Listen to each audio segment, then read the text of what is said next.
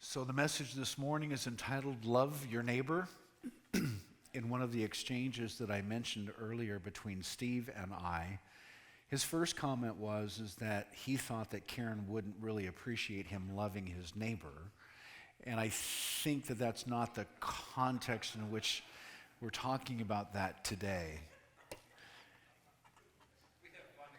We have fun exchanges. I love Steve and love Karen. I love this church. And everybody is so unique and so different. I will tell you this, that as I was studying and preparing this lesson, it dawned on me that loving our neighbor is not an option. It's a commandment. And commanding us to love people that we can find being unlovable is very, very difficult. And so hopefully today, within the context of what we're studying, you'll be more committed to loving that neighbor that can be unneighborly to you. And understanding what loving your neighbor really looks like. Not the context that Steve was suggesting, obviously. So the passage is taken from Matthew chapter 6, verses 9 through 13. Our Father, which art in heaven, hallowed be thy name. Thy kingdom come, thy will be done on earth as it is in heaven. Give us this day our daily bread, and forgive us our trespasses as we forgive those who trespass against us. And lead us not into temptation, but deliver us from evil. Now, as I tease the lesson, church, neighbors aren't just necessarily the people who live next door. Neighbors are not necessarily the people who live around the corner or down the block. Your and my neighbor, in its very broadest sense, is anybody that you meet on life's journey. That's the lesson that Jesus gave when he told the parable of the Good Samaritan. And you can find that in Luke's Gospel, chapter 10, verses 25 through 37. And I don't need to read that parable to you. You're quite familiar with it. It's the story of a man who was beaten and robbed and left for dead on the side of the road. And as he lay dying, two religious people walked by and decided to pass by. The religious people. And the victim might have died if it were not for the compassion of a traveler who carried him to the next city, who got him medical attention and paid for the medical bills. And this guy didn't even live in the neighborhood. It's God's definition of a neighbor. It's anyone that you meet on the road. So let's try and understand as best we can these neighbors. Like why your employer is cranky, or why the homeless guy is, well, homeless. They share some common denominators that Jesus listed in the model prayer that we just read. For instance, it begins with our Father, right? And it's because all of us are children in need of a father. It also says our daily bread, because we're all beggars in need of nourishment, both physically and particularly spiritually. He refers to our debts, and it's because all of us are sinners. And we are all in need of God's grace. It also mentions deliver us from temptation, because we're all strugglers in need of God's strength. In a way, we're a lot like two children that I'm going to introduce to you. Their names are Ruth and Verena Cady. Now, from their birth in 1984, they shared a lot. Like most twins, they shared a bike, they shared a bed, they shared a room, they shared toys, they shared meals, they shared stories, they shared TV shows and birthdays. They shared the same womb before they were born, and they shared the same room after their birth. But the bond between Ruthie and Verena went even further because they shared more than toys and treats. They shared a heart, quite literally. You see, their bodies were fused from their sternum to their waist. And though they had separate nervous systems and very distinct personalities, they were sustained by the same three-chambered heart.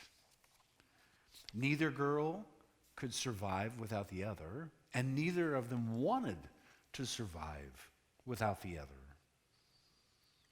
Thus, with separation not being an option and cooperation becoming an obligation, they learned to live together as neighbors. Take walking, for example. When they began to attempt toddling in their early formative years, Ruth and Verena developed their own particular style. So instead of taking turns leading each other, they began to walk sideways. It's kind of like a dance. And they always danced in the same direction. They even learned to compensate for the other's weaknesses. Verena, on one hand, loved to eat. But Ruthie thought that sitting at a table was boring. In fact, Ruthie may have eaten only a half cup of fruit on any given day, but that wasn't a concern because her sister ate enough for them both. They even learned to tolerate consequences for which they weren't individually responsible. You see, when one girl was sent to a time out, the innocent party tagged along. Now, unfortunately, the twins died within minutes of one another on a languid summer day in 1991. But they still have a lot to teach us. For instance, though we may claim to be autonomous, we really aren't. Though we may claim to be independent, no one actually is. Like the twins, we are dependent on one another. Oh, we don't eat off the same plates like Ruthie and Verena did, but we're sustained by the same earth, aren't we? We don't sleep in the same bed, again, like Ruthie and Verena did, but we still sleep under the same sky. We don't share one heart, but we share the same hope for eternity and the same hunger to be loved. And like the twins, we share the same Father. Maybe that's why the model prayer isn't addressed to my Father or your Father. The model prayer is addressed to what? Our Father. Our Father who is in heaven. And because he is a Father to all, his house has a lot of rooms, which Jesus told us about. In my Father's mansion are what? Many, many rooms. And I'm thinking the rooms are large and the hallways are busy. And as you pass through the halls, you brush shoulders perhaps with Kenyan tribesmen or Russian peasants or Norwegian fishermen and any other soul who has ever looked into the skies and prayed, Our Father. Though you may not know them, and though you may not even understand them, you are linked to them by virtue of the fact that you and I share a mutual Father. Okay, but what's so important about remembering that? What's so important about remembering that kind of community? Because before you talk to him, he wants you to be at peace with them. Remember his command earlier in the Sermon on the Mount?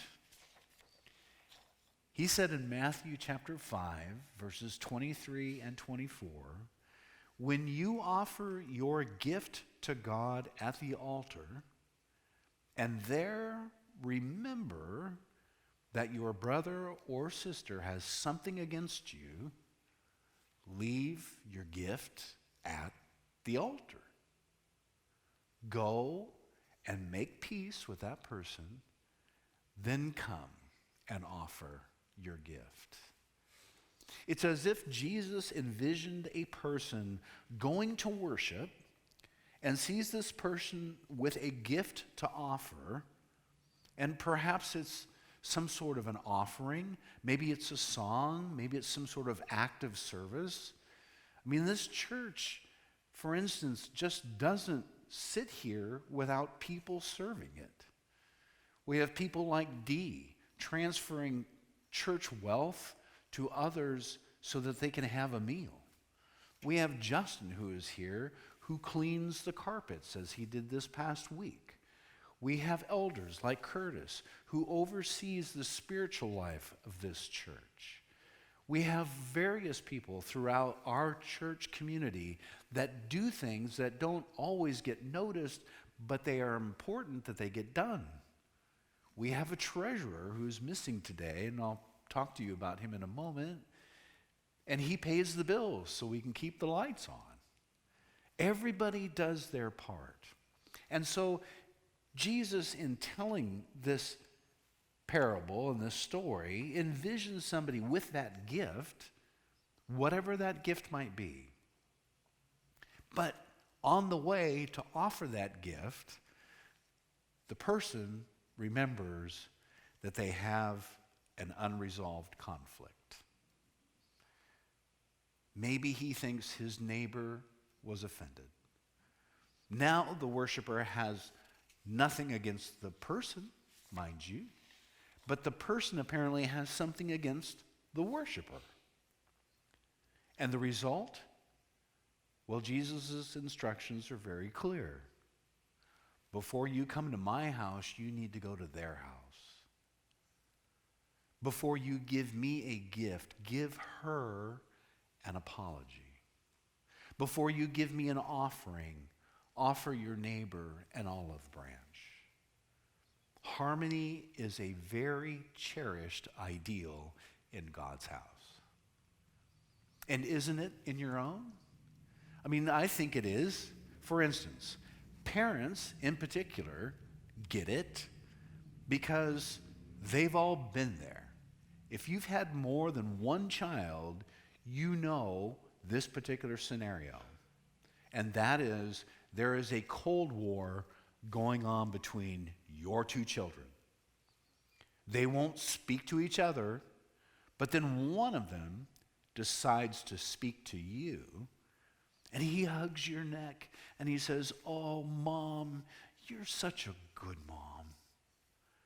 Now, as much as you welcome the compliment, you want his attention focused on resolving the conflict.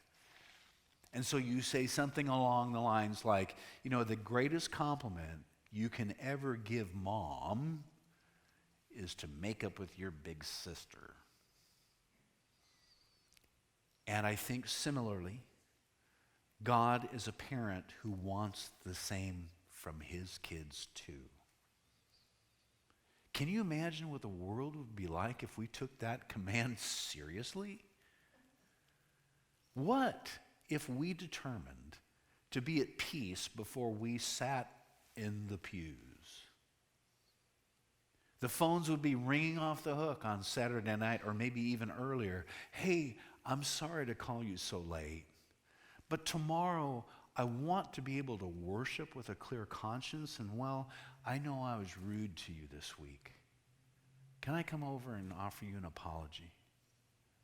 Can we talk about it? It's hard to really worship your Father when you've been unkind to his children. It's particularly hard when you don't even like his children. In fact, the Apostle John says it's impossible to worship in that particular state of mind. He says in 1 John chapter 4, verse 20, if people say that they love God but hate their brothers and sisters, they are liars. Those who do not love their brothers and sisters whom they have seen cannot love God whom they have never seen. Of course, you can't control the response of your neighbor to your gesture of peace or to kindness. The truth is, you may do everything possible within your ability and within your talents and within your sphere of influence to make amends and still be rejected. But at least we can give it a try. As Paul urges in Romans chapter 12, verse 18, do your best to live in peace with everyone. And I think a good place to start is by reminding ourselves that we and our neighbor have a lot in common. We have the same hopes. We have the same fears. We have similar pain. We have similar joys. We're all children in need of a father. When Jesus used the term Abba in his prayer, the one that we read, our Father, it says our Abba, if you read the text literally. Abba is probably the most tender expression found in the Hebrew language for a child to use when calling the person his father. It's not some distant, unapproachable dad, but an Abba, a daddy, a papa, whose hands hold our own, whose arms carry us when we need to be carried, whose heart weeps when we weep. And it's in this common need for Abba that we find our sense of community. Because aren't we all in need of Abba? A papa? A daddy? One who will come when we call? One who will extend his hand when we're afraid? And one who will guide us when we trust him. I know that for some of us, myself included, we think we've outgrown the need for having a father's hand, or that we're too mature to really need his help. And that might be exactly where your neighbor is at. He or she may have struggles that only God can understand, that only God can remedy. And they may be very, very hard to like, or they might be extremely difficult to live with. But church, be patient, just as you would want them to be patient with you. Because it won't be long before your neighbor looks up and realizes that they are on a very busy street with no clue how to get home. And it could be then that they may say Abba. And it could be then that you'll be there to show them the Father's hand. That is loving your neighbor. And that is something we all can do. It's not optional. It's not easy. But it is within us because God would not ask us to do something that we're not capable of fulfilling. That's why he sends the Holy Spirit, so that we can be infilled with a spirit of love and of gratitude. And as we approach the Thanksgiving holiday, we can be thankful for many things. And we can even be thankful for people that make life a little difficult for us. And if sometimes we think about that set of circumstances, maybe it's not because they dislike us. Maybe it's because they're lost and they don't know how to get home. And being a neighbor, like the Good Samaritan, is rather than looking the other way and let somebody else deal with it, you can tend to their need. You can pick them up. You can take them to the next city. You can deliver them to the emergency room. You can pay the medical expenses. I mean, this was a parable. I understand. And maybe that's a stretch for many of us. Paying medical expenses would break most people's banks. That's why we have insurance. But the point is still the same. The point is you have the ability to do what you can, and the encouragement to us in living with our neighbors is to do exactly that. Because in doing that, you then offer the Father's arms and hands and help to be of assistance to those people who are in need, the details of which you may not ever know. But perhaps they uttered a prayer to their Abba, crying out for help, and you were God's answer. So this week, be neighborly, be kind, be compassionate. It's not easy, but it's not optional. We need strength, we need God's help, and so pray for that. But as you do that, I think what you'll find is that by giving of yourselves to others who are in need, you actually get more of a blessing than they do. Try it and see if you don't find that to be true.